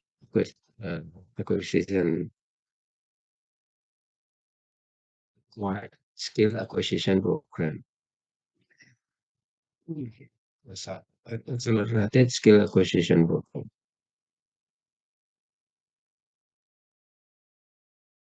Skill-nya sama dengan task oriented training. Kapasitinya itu kita lihat dalam melakukan aktivitas ini task, kemudian dia memiliki masalah apa di komponennya atau di environment-nya. Nah, ini kita perbaiki. Oh, dia kekuatannya kurang. Ya, berarti kita selain melatih task-nya, kita juga harus kuatkan dulu ototnya. Misalnya. Terus kita motivasi. Ini prinsip, 8 prinsip. Ini berikutnya lagi, masih banyak, Pak. Ya, yang berikutnya action observation training. Nah, ini berangkat dari pemahaman anatomi ya, bahwa di otak kita itu ada ya suatu area yang berfungsi seperti cermin, yaitu kita bisa belajar dengan melihat. Ya. Sebetulnya tidak melihat saja ya, tapi berbagai input sensorik. Tapi yang lebih terutama itu adalah melihat.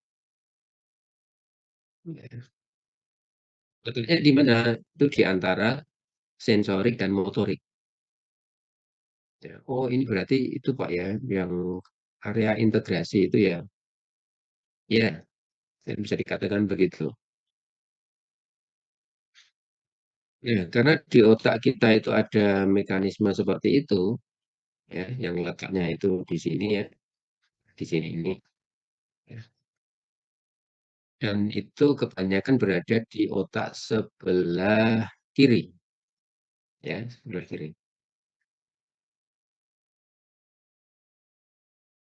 Sehingga kalau kita memberikan action observation training, itu bagus untuk pasien yang stroke lumpuhnya sebelah kiri. Berarti otaknya yang terkena kan sebelah kanan. Berarti otak sebelah kirinya utuh. Berarti mirror neuron tadi itu berarti utuh. Sehingga kemudian kita bisa memberikan action observation execution. Cocoknya untuk stroke yang lumpuh sebelah kiri. Kalau lumpuh yang sebelah kanan nggak bisa, Pak. Tetap bisa. Karena di sebelah kanan itu juga ada area yang mirip ya dengan yang berada di sebelah kiri. Karena hemisferium kanan dan hemisferium kiri seperti yang pernah kita bahas itu seperti cermin satu sama lain walaupun tidak sama persis. Jadi kelumpuhan sebelah kanan pun tetap bisa memakai metode ini walaupun mungkin banyak penelitian itu yang mengatakan hasilnya tidak sebaik kalau kelumpuhannya di sebelah kiri. Ya, karena di otak kita ada area yang fungsinya seperti itu, maka kemudian kita bisa mengembangkan latihan itu, ini ya riwayatnya, mengembangkan latihan yang seperti ini. Ya, ini melihat, melihat. Jadi latihannya itu adalah dilakukan dengan cara menonton video seseorang yang normal itu melakukan suatu aktivitas, ya. Misalnya ini ya aktivitasnya, banyak sekali lah aktivitas digital, mana yang dianggap paling sesuai untuk pasien. Setelah kemudian menonton, maka kemudian melakukan atau menirukan aktivitas yang tadi ditonton. Tapi saat menonton itu harus konsentrasi full, kemudian seperti yang saya katakan berulang-ulang ya, melihat, merasakan, mencoba mengikuti gerakan dan mencoba ngetik menggerakkannya. Walaupun tidak ada gerakan, tapi otaknya sudah harus berpikir seperti itu. Ya, begitu kemudian selesai nonton videonya, maka kemudian menirukan gerakan yang ada di dalam video. Nah, ini dari evidence base-nya hasilnya lebih baik ya dibanding dengan sekedar latihan. Karena ternyata pada waktu melihat tadi, tapi dengan konsentrasi dan mencoba mengikuti gerakannya ya seperti tadi ya, itu ternyata korteks motoriknya itu sudah aktif ya, area otak yang menentuk gerakan itu sudah aktif. Terusnya kalau dia hanya melihat saja, maka yang aktif adalah korteks penglihatan yang ada di lobus oksipital. Tapi ini enggak ya, korteks motoriknya ikut aktif. Kalau kemudian dia melihat dengan cara seperti tadi ya, konsentrasi, terus kemudian merasakan gerakan dan mencoba mengikuti gerakan. Sehingga kemudian pada waktu selesai menonton, maka kemudian gerakannya akan baik.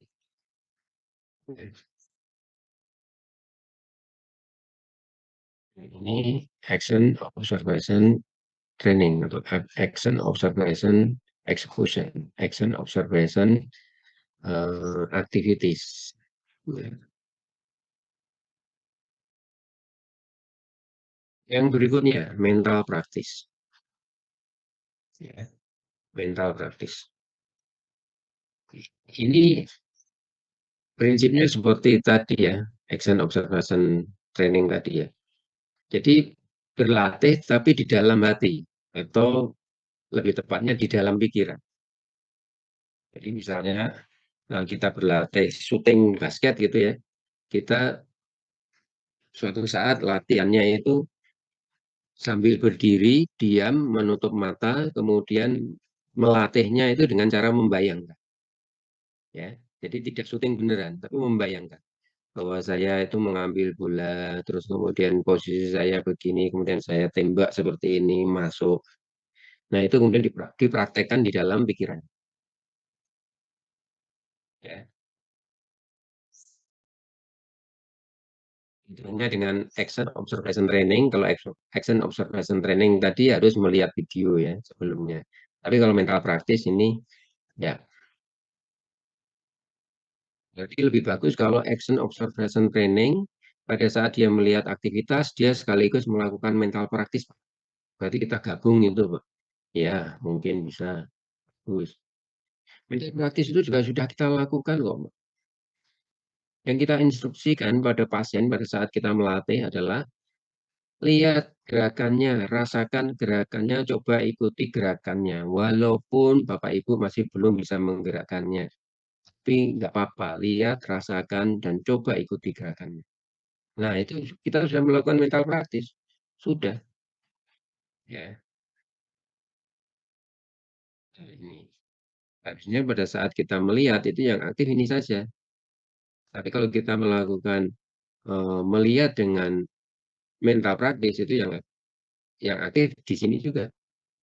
Nah, ini area motorik ya. Sebenarnya dengan membayangkan pun ini ya, imagine, ini pun sudah aktif di sini. Ya. Di sininya juga aktif, seolah-olah melihat juga. Tapi tidak sebanyak ini. Waktu dia melihat dan kemudian membayangkan. Jadi ini menutup mata, kemudian membayangkan gerakan. Itu ternyata seolah-olah dia melihat dan seolah-olah dia melakukan gerakan.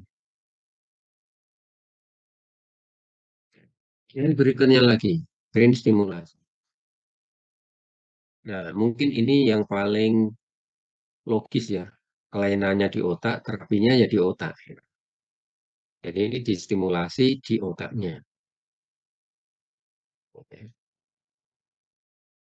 Ya, bisa menggunakan direct current stimulation seperti ini. Tapi ini tidak terpilih karena kemudian intensitasnya harus tinggi sehingga mungkin pasien merasa tidak nyaman atau sakit dan juga tidak spesifik mengenai area yang dituju. Ya. Nah, yang lebih bagus pakainya TMS, ya TMS. Jadi mungkin kita sudah terbiasa ya memberikan electrical stimulasi pada otot, ya. Nah, kita taruh di origo insersionya ataukah sepanjang saraf tepinya, maka otot berkontraksi. Tapi sebetulnya hal yang sama bisa terjadi, stimulasinya kita langsung berikan pada pusat motoriknya, yaitu di otaknya. Jadi otaknya kita berikan stimulasi, kalau ini kita pasang tepat pada area yang mengatur misalnya gerakan ekstensi ibu jari, maka bisa ya kita memberikan TMS untuk pasien bergerak ibu jarinya saja ekstensi. Itu bisa. Jadi pemahaman kita selama ini yang mengatakan bahwa otak itu hanya mengenal gerakan, otak tidak mengenal individu otak. Itu ternyata salah. Ternyata otak itu mengenal individu otak. Ya, buktinya kita bisa memberikan electrical stimulasi dengan TMS ya, akhirnya spesifik pada otot tertentu.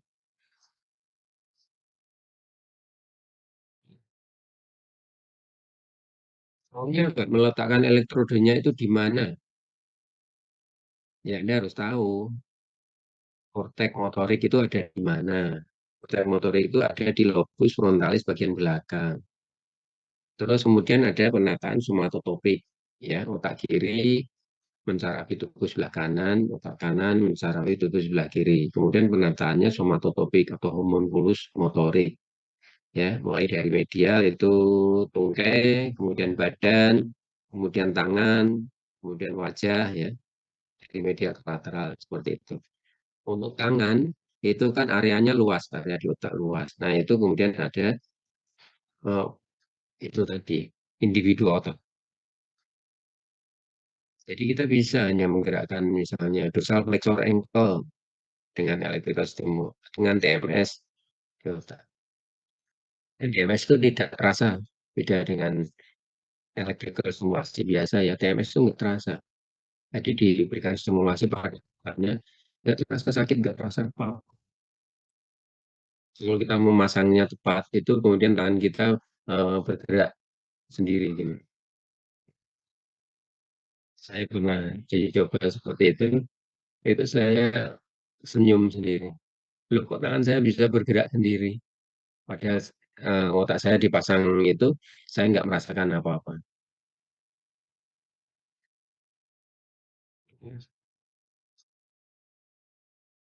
Jadi bisa dicoba TMS. Kemudian mirror terapi, ya mirror terapi. Prinsipnya seperti ini. Ini juga sederhana sekali prinsipnya. Jadi kita menyediakan cermin. Nah, tangan yang sakit itu dimasukkan di belakang cermin. Sehingga yang terlihat oleh pasien itu adalah cermin yang merupakan bayangan dari tangannya yang sehat. Cermin itu kan terbalik. Sehingga yang dilihat oleh pasien seolah-olah itu tangannya dua-duanya itu lengkap, kanan dan kiri. Ya, karena bayangan tangan kiri itu jadi tangan kanan di sini. Ya, seperti ini. Padahal yang terlihat itu adalah bayangan tangan yang sehat. Tangan yang sakit nggak kelihatan sebetulnya di belakang cermin. Nah, terus kemudian latihannya adalah harus simetris gerakannya. Jadi gerakan tangannya menekuk dua-duanya, menggenggam, membuka tangan. Nah, seperti itu. Atau tepuk. tepuk tangan, jadi menepuk cerminnya. Nah, karena gerakannya simetris, perintah kita gerakannya simetris kanan dan kiri, maka kemudian yang dilihat oleh pasien itu adalah seolah-olah dia bisa melakukan gerakan itu dengan sempurna. Jadi tangannya yang sakit itu nggak kelihatan, seolah-olah dua tangannya itu baik-baik saja semua. Jadi dia bisa menggerakkan kanan kirinya sama simetris benar. Tapi ini hanya boleh diberikan kalau sudah ada gerakan. Nilainya nol, ya berarti Anda menipu pasien. Karena yang di belakang cermin nggak bergerak sama sekali, nilainya nol, nggak ada manfaatnya. Tapi kalau ini sudah ada gerakan, minimal nilainya 2, kelatihan seperti ini bisa, ya sangat membantu. Karena kemudian kita percaya bahwa pasien itu kemudian percaya bahwa tangannya baik-baik saja, kemudian dia bisa melihat tangannya itu bergerak normal, ya. Yang di belakang cermin ini otomatis akan terangsang untuk melakukan gerakan yang sama, yang normal juga. Ya. Ini bisa dipakai untuk tangan terutama, tapi bisa juga dipakai untuk tungkai seperti ini. Ya, tapi syaratnya ya ini harus dilihat, seolah-olah dia melihat dua ekstremitasnya. Kemudian gerakannya harus simetris. Tidak bisa kemudian yang kanan ditekuk, yang kiri diam. Tidak bisa. Latihannya harus alfabetnya simetris.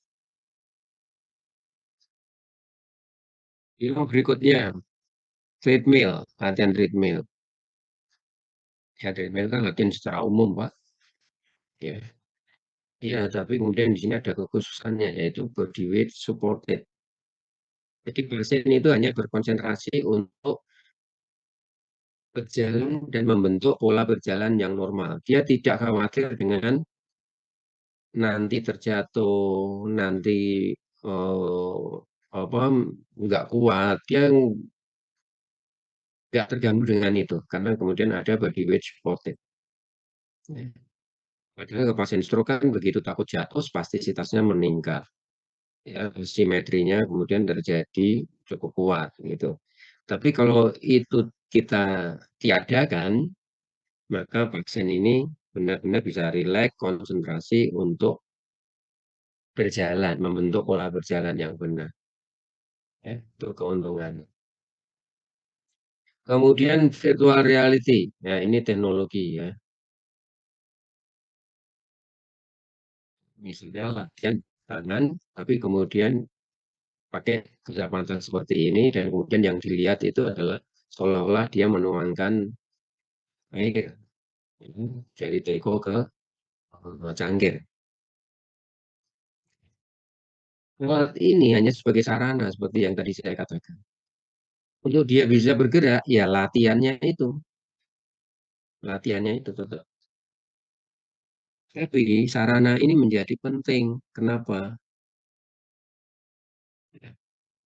Coba kalau Anda disuruh latihan, genggam, buka, bosen. Ya, tapi kalau genggam bukanya itu kemudian pakai virtual reality, seolah-olah dia menggenggam sesuatu, menuangkannya, itu jauh lebih menarik. Ya, intinya latihan, tapi kemudian ini menjadi lebih menarik. Apalagi kalau kemudian kita tahu teknologi. Kita sekarang tuh teknologi oriented ya.